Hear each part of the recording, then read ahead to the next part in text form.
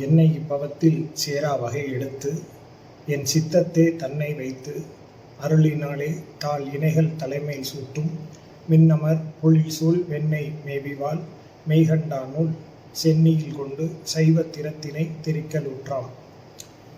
இது பாயிர பகுதியில் அமைந்த குரு வணக்க பாடல். பாயிரத்தில் பல கருத்துக்கள் சொல்லப்பட்டிருக்க வேண்டும்.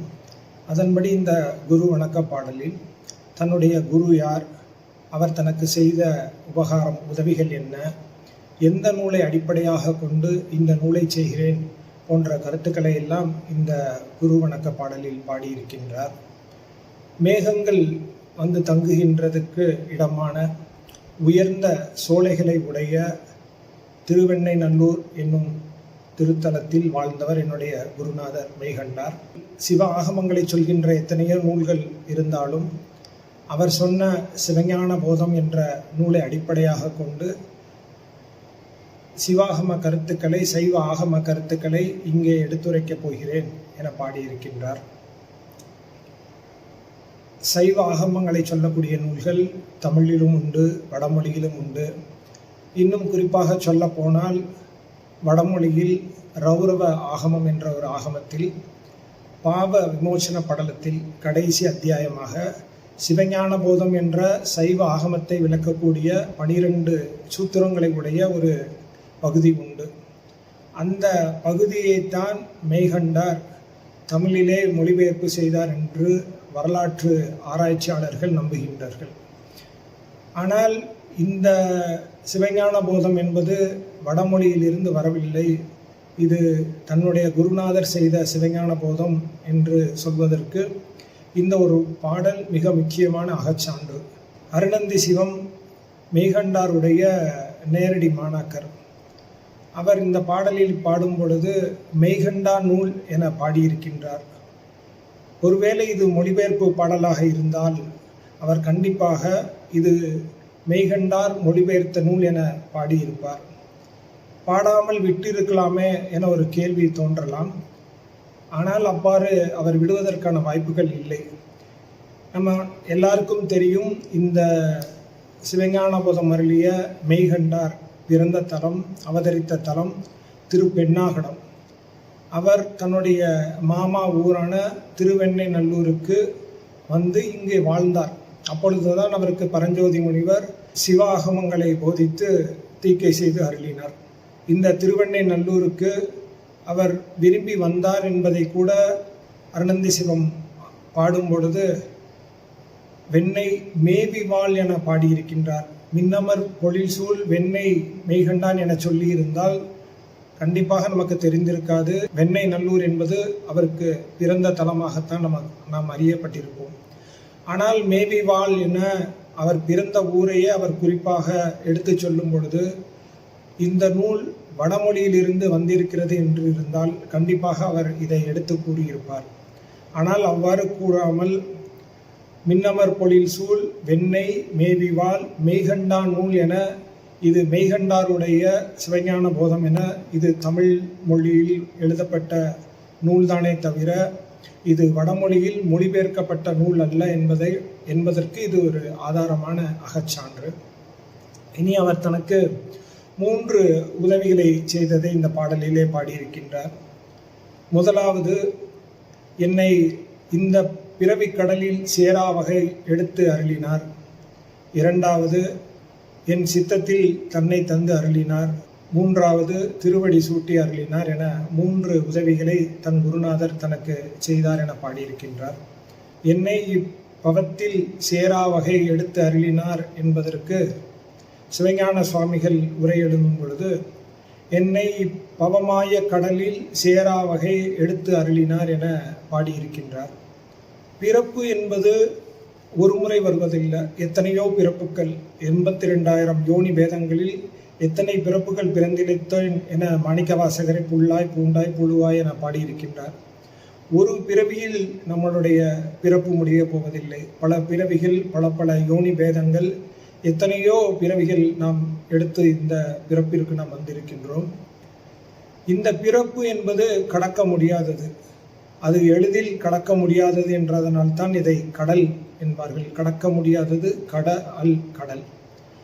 தெய்வ புலவர் திருவள்ளுவர் கூட இப்பிறவி பெருங்கடல் என பாடியிருக்கின்றார். இது கடக்க முடியாத கடல், அது சிறிய கடல் அல்ல, அது பெருங்கடல் என பாடியிருக்கின்றார். இது சாத்திர நூல், அதனால் இது பிறவி கடல் அல்ல, இது பவம் மாயக்கடல் என உரை சொல்லியிருக்கின்றார் சிவஞான சுவாமிகள். இது மாயக்கடல். மாயம் என்றால் மாய்ந்து மாய்ந்து வருவது, மறுபடி வந்து கொண்டே இருப்பது, தொடர்ந்து வந்து கொண்டே இருப்பது, அதனால் மாயக்கடல். இந்த பிறவிக்குள் நாம் வருவதற்கு நமக்கு துணையாக நம்மோடு வருவது இந்த உடம்பு. இந்த உடம்பு மாயையினால் ஆனது. அந்த மாயையை பற்றி நாம் பின்னால் பாடல்களில் நாம் பார்க்கலாம். இந்த உடம்பு மாயையினால் ஆனது, அது மயக்கத்தை செய்யும், அதனால் இது மாயக்கடல். இந்த பிறவி பெருங்கடல் என்பது பவமாய மாயக்கடல். இது மறுபடி நம்மளுடைய வாழ்க்கையில் தொடர்ந்து வந்து கொண்டே தான் இருக்கும். இதை நீங்க வேண்டும் என்றுதான் ஒவ்வொரு அருளாளர்களும் பாடுகின்றார்கள். இதை எவ்வாறு நீங்குவது?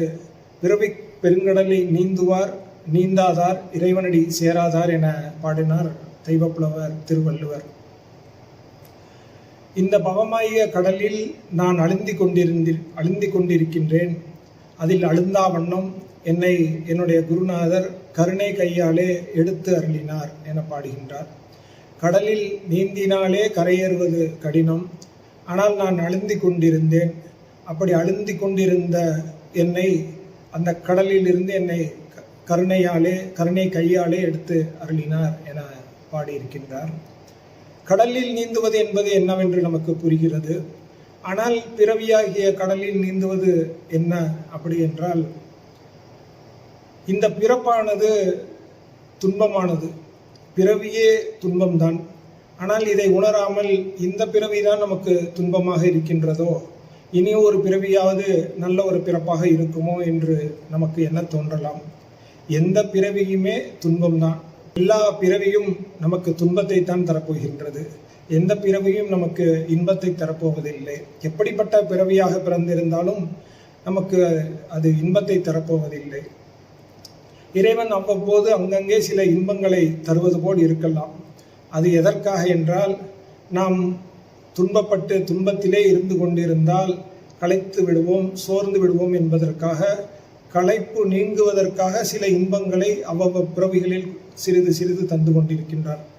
இதை உணராமல் நாம் இந்த பிறவிதான் நம்ம நினைத்த போல் வாழ்க்கை இல்லை, பொருள் இல்லை, பதவி இல்லை, நமக்கு நினைத்தது கிடைக்கவில்லை, நல்ல உறவுகள் கிடைக்கவில்லை, அடுத்த பிறவியிலேயாவது நமக்கு ஒரு நல்ல பிறப்பு கிடைக்கும் என நாம் ஏங்கிக் கொண்டிருக்கின்றோம். ஆனால் எந்த பிறவி எடுத்தாலும் நமக்கு அதில் இன்பம் இருக்கப் போவதில்லை. காரைக்கால் அம்மையார் தன்னுடைய திருவந்தாதி பதிகத்தில் பாடும் பொழுது, பிறவாமை வேண்டும் பிறப்புண்டேல் அறவா உன்னை மறவாமை வேண்டும் என பாடியிருக்கின்றார். அப்பர் சுவாமிகள் திரு ஐயாறு பதிகத்தில் திருத்தாண்டகத்தில் பாடும் பொழுது, வேண்டத்தக்கது அறிவோய் நீ, வேண்ட முழுவதும் தருவோய் நீ, வேண்டத்தகாதது தந்து என்னை ஆண்டு கொண்டாய், இனி பிறவாமை வேண்டும் என பாடுகின்றார். அதை பாடி முடித்து தில்லை செல்லும் பொழுது பெருமானுடைய திரு நடனத்தை பார்க்கும் பொழுது, ஒருவேளை எனக்கு பிறப்பு உண்டு என்றால் குனித்த புருவமும் கொவ்வை செவ்வாயினில் குமின் சிரிப்பும் பனித்த சடையும் பவளம்போல் மேனியில் பால் வெந்நீரும் இனித்த உடையும் எடுத்த பொற்பாதமும் காணப்பெற்றால் மறுபடியும் இந்த பிறவியில் நான் பிறக்க தயாராக இருக்கின்றேன். ஒருவேளை நான் மீண்டும் பிறவி எனக்கு உண்டு என்றால் இந்த திரு நடனத்தை பார்ப்பதற்காக நான் மீண்டும் எத்தனை பிறவிகள் வேண்டுமானாலும் எடுக்கின்றேன். ஆனால் உன்னுடைய நினைவு இல்லாதது, உன்னை மறக்கக்கூடிய ஒரு பிறப்பு உண்டு என்றால் எனக்கு அப்படி ஒரு பிறவி வேண்டாம் என அருளாளர்கள் எல்லாரும் பாடியிருக்கின்றார்கள். பிறவி வேண்டாம் என சொல்வதனால் மட்டும் நமக்கு மறு பிறப்பு இல்லாமல் போய்விடுமா என்றால் கண்டிப்பாக அதுவும் இல்லை. பிறவி வேண்டாம் என சொல்லிக்கொண்டு உலகத்தின் மேலே பற்று வைத்து கொண்டிருந்தால் கண்டிப்பாக அப்பொழுதும் மறுபிறப்பு என்பது நமக்கு வரத்தான் போகின்றது. அதனால்தான் வள்ளுவர் கூட பிறவி வேண்டாம் என சொன்னால் போதாது, பற்றுக பற்றற்றான் பற்றினை அப்பற்றை பற்றுக பற்று விடற்கு என பாடினார். அதாவது இந்த பிறவியை நாம் விட்டு நீங்க வேண்டுமானால் இந்த யார் பிறப்பு இல்லாத ஒருவரோ அவருடைய பற்றை நாம் பற்ற வேண்டும். பற்று இல்லாத ஒருவரே நமக்கு இந்த உலகப்பற்றை நீக்க முடியும் என்பதனால்தான் வள்ளுவரும் பற்றுக பற்றற்றான் பற்றினை அப்பற்றை பற்றுக பற்று விடற்கென பாடினார் தெய்வப்புலவர் திருவள்ளுவர். திருக்குறள் 7 சீர் உடையது. முதல் அடி 4 சொல், இரண்டாவது அடி 3 சொல் இருக்கும். இந்த பாடலை கூட, இந்த குறளை கூட திருவள்ளுவர் மிக அழகாக அமைத்திருக்கின்றார். ஒவ்வொரு குறளுக்கும் ஒரு சிறப்பு உண்டு.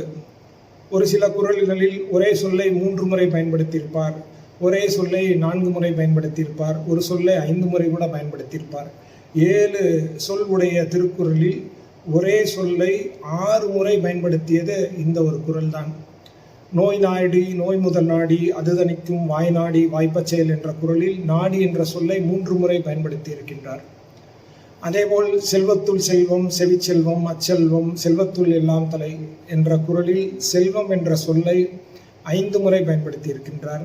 ஆனால் எந்த குறளுக்கும் இல்லாத சிறப்பு இந்த குறளில் ஒரே சொல்லை 6 முறை, பற்று என்ற சொல்லை 6 முறை பயன்படுத்தி இருக்கின்றார். பற்றுக பற்றற்றான் பற்றினை அப்பற்றை பற்றுக பற்று விடற்கு என 6 முறை, ஒரே ஒரு சொல்லை தவிர 6 முறை பற்று என்ற சொல்லை பாடியிருக்கின்றார். அந்த ஒரு சொல்லானது இறைவனை பற்ற வேண்டுமானால் வேறு ஒரு வழியும் கிடையாது. நாம் பற்றை விட வேண்டும், பற்று இல்லாதவனை பற்ற வேண்டும் என்பதற்காகத்தான் அந்த குறளை பாடி அமைத்திருக்கின்றார். அதைத்தான் இந்த பாடலிலும் என் சித்தத்தை தன்னை வைத்து அருளினார் என் குருநாதர் என பாடியிருக்கின்றார். என்னை இந்த பிறவி பெருங்கடலில் நீந்தா அழுந்தி கொண்டிருந்த என்னை எடுக்கும் வண்ணம் என்னுடைய சிந்தையிலே தன்னை தந்து அருளினார் என இந்த பாடலில் பாடியிருக்கின்றார். மனம் புத்தி சித்தம் அகங்காரம் என்ற 4 அந்த கரணம் 4 அந்த கரணம் என்றால் என்பதை நாம் பின்னால் பாடங்கள் படிக்கும்போது நாம் தெரிந்து கொள்வோம். முதலில் இந்த மனம் புத்தி சித்தம் அகங்காரம் என்ற 4 அந்த கரணங்களில் மனமானது பற்றும், அதற்கு மேல் அதை மறந்துவிடும். புத்தியானது எந்தொன்றை பற்றியதோ அதை பற்றி சிந்திக்கும், அதற்கு மேல் அந்த புத்தியால் எதுவும் செய்ய இயலாது. அந்த கரணம் எழுச்சி மட்டும் கொள்ளும். ஆனால் இந்த சித்தம் ஒன்றுதான் தான் எதை பார்த்ததோ எதை தெரிந்து கொண்டதோ அதை பதிவு செய்து வைக்கும்.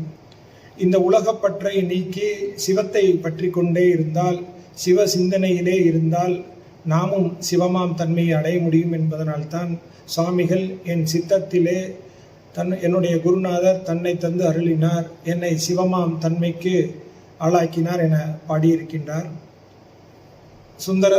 சுந்தரர் கூட பாடும் பொழுது தில்லைவாழ் அந்தர்நர்தம் அடியாருக்கும் அடியேன் திருநீலகண்டத்து கொய்யானாருக்கும் அடியேன் என பாடி வரும் பொழுது இறுதியாக சித்தத்தை சிவன்பால் வைத்தாருக்கும் அடியேன் என சித்தத்தில் சிவனை வைத்தாருக்கும் அடியேன் என பாடியிருக்கின்றார். அதன் பொருளாவது யாரெல்லாம் சித்தத்தில் சிவனை வைத்திருக்கிறார்களோ அவர்கள் எல்லோரும் உலகப்பற்றை நீக்கி சித்தத்தில் சிவனை வைத்தவர்கள். அப்படி சிவமாம் தன்மை உண்டானவர்களுக்கும் உடையவர்களுக்கும் நான் அடியேன் என பாடியிருக்கின்றார். வேதத்தில் உபநயனம் மிக முக்கியமானது. நம்முடைய சைவ மரபில் தீக்கை என்பது மிக முக்கியமானது. 5 வகை தீக்கை உண்டு. நயன தீக்கை, ஸ்பரிச தீக்கை, வாசக தீக்கை, சாத்திர தீக்கை, திருவடி தீக்கை என 5 வகை தீக்கை மிக முக்கியமாக சொல்லப்படுவது உண்டு. அதன்படி இந்த நயன தீக்கையும் ஸ்பரிச தீக்கையும் ஒரு ஆன்மாவினுடைய அஞ்ஞானத்தை போக்கும், அறியாமையை நீக்கும்.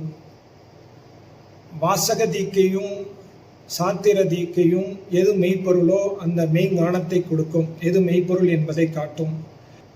திருவடி தீக்கையானது நமக்கு சிவானந்த இன்பத்தை அளிக்கும். என் குருவானவர் இந்த 5 தீக்கையும் எனக்கு செய்து அருளினார் என குறிப்பாக பாடியிருக்கின்றார். அருணந்தி சிவம் மெய்கண்டாருடைய நேரடி மாணாக்கர், அதனால் அவருக்கு நயன தீக்கை கிடைத்தது. என்னை கருணை கையாலே எடுத்து அருளினார் என குறிப்பாக சொல்வதால் அவருக்கு அது ஸ்பரிச தீக்கை கிடைத்தது என்பதை காட்டுகின்றது. உபதேசமாக சிவஞான போதத்தை அருளினார் என்பதனால் அவருக்கு சாத்திர தீக்கை கிடைத்தது. சிவஞான போதத்தை விரிநூலாக்கி செய்ய வேண்டும் என அருளாணை பிறப்பித்ததனால் அது வாசக தீக்கை. இவை எல்லாவற்றிற்கும் மேலான தலையாக விளங்கக்கூடிய திருவடி தீக்கையும் என் சென்னியில் இணையான தாள்கள் இரண்டையும் என் சென்னியில் சூடி அருளினார் என அருணந்த சிவம் இந்த பாடலில் 5 தீக்கையும் எனக்கு கிடைத்தது என பாடியிருக்கின்றான். திருவெண்ணெய்நல்லூரில் வாழ்ந்த மெய்கண்டார் எனக்கு 5 வகை தீக்கையும் செய்து சிவஞான போதத்தை அருளினார். அந்த சிவஞான போதத்தில் உள்ள சைவ ஆகம கருத்துக்களை இந்த நூலில் நான் எடுத்துச் சொல்லப் போகிறேன் என இந்த பாயிர பாடலில், குரு வணக்க பாடலில் தன் குருவுக்கு வணக்கம் சொல்வது போல் பல கருத்துக்களையும் பாடி அருளினார் அருணந்தி சிவனார். இதில் குறிப்பாக சொல்ல வேண்டுமென்றால், கருணை கையால் எடுத்து என்பது குறிப்பு உருவகம். இதில் எடுத்து என சொன்னது குறிப்பாக கையால் எடுத்து என்பதை குறிக்கும். அதனால் அது குறிப்பு உருவகம். இறைவன் எப்பொழுதுமே நம் சிந்தனையில் இருக்கத்தான் செய்கின்றார். நம்மால் தான் அவரை உணர முடியவில்லை. அப்படி நாம் உணராமல் இருப்பதனால்தான் உபச்சாரமாக தன் சித்தத்தை அவர் வைத்தார் என உபச்சாரமாக பாடியிருக்கின்றார். இனி இந்த பாடலை முடித்து அடுத்த பாடலில், இந்த பாடலில் என்ன கருத்துக்களை சொல்லப் போகிறேன், முதலிய பொருள் என்ன, இந்த பாடலில் சொல்லக்கூடிய பொருள்கள் என்ன என்பதை நாம் அடுத்த பாடலில் சிந்திப்போம்.